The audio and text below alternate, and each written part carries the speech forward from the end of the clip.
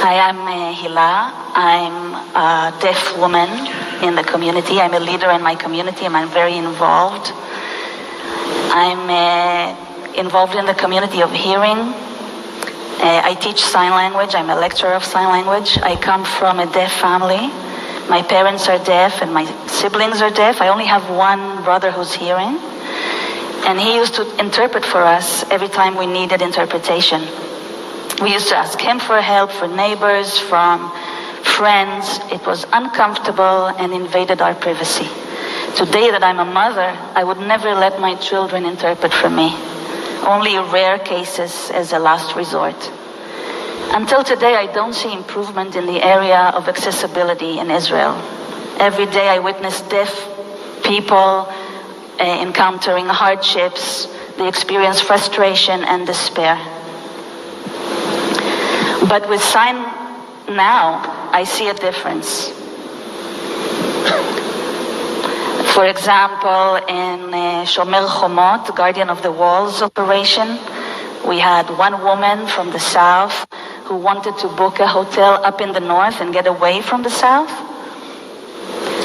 And she used the application on her own without needing to rely on anybody else, and communication was easy for her. Another example is a boy who was deaf and his mother is hearing, and communication between them was very hard. So they didn't communicate very well. And with the application, they connected and felt really good about reaching out to each other comfortably. Another example is at the doctor, where kids often translate for the parents. It's uncomfortable. And if family members translate, then it's an invasion of their privacy. I'm so happy that we can help the deaf community.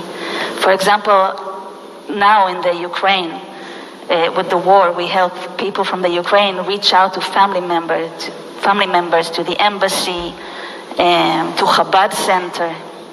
With Sign Now, people are self-reliant. They don't need to beg others or ask for favors.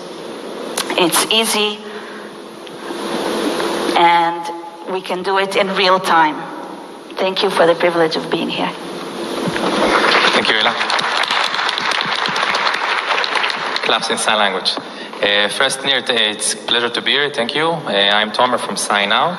I can say I remember the year of 2019 when we managed the first time in the world the Eurovision Song Contest to be accessible for the deaf community. We did it in Israel.